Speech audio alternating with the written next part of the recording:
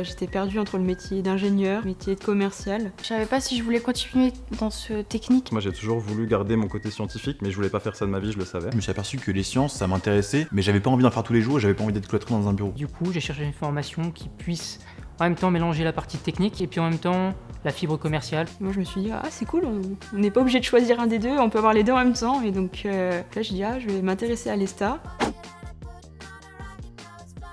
C'est pas compliqué, le matin on a un cours de technologie où on va étudier des plans mécaniques et puis l'après-midi on va passer à une partie marketing par exemple, mais en général toujours sur des produits assez technologiques. Dès le début on s'aperçoit que il y a les deux milieux qui se côtoient.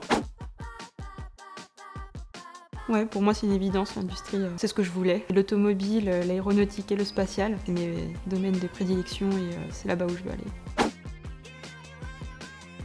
Cette partie immergée à 100% dans l'industrie, en ayant beaucoup de liberté, en communiquant tous les jours, parce que c'est un peu la base du métier, finalement c'est ça que je veux faire, je crois que c'est la meilleure solution, c'est le meilleur compromis de tout ce que j'avais imaginé.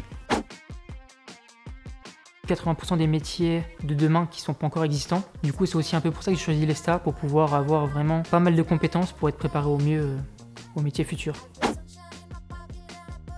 L'anglais à l'ESTA, c'est plus simple que l'anglais en DUT ou au lycée. Au niveau DUT, c'était pas vraiment la chose la plus importante, la langue. J'ai eu une professeure qui était géniale, donc qui était hyper attentive à nous, qui voilà, nous encourageait à trouver des stages à l'étranger, machin. Et du coup, j'ai appris à ne plus être craintive par rapport à la matière. Ce qui fait que je pense que j'ai plutôt pas mal progressé.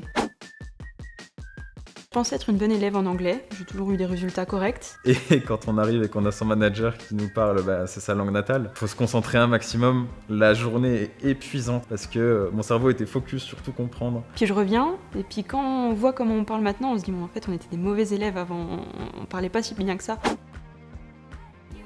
L'ESTA c'est comme une petite famille. On a vraiment les anciens, les plus âgés qui nous aident et qui nous accompagnent tout du long. Et maintenant que je suis en 4e année, on le voit parce que c'est à notre tour d'être à cette place. J'ai réussi à bien évoluer là-dessus. J'ai appris à peut-être sortir un petit peu de ma zone de confort. Sur des jeux de rôle comme on a fait les négociables ou encore récemment Serious Game. En arrivant à l'entreprise, j'ai pas eu de barrière comme j'ai pu l'avoir en fin de stage de DUT par exemple. Business developer, je dirais, pouvoir un peu développer le potentiel d'une entreprise, d'une idée dans laquelle je pourrais me retrouver.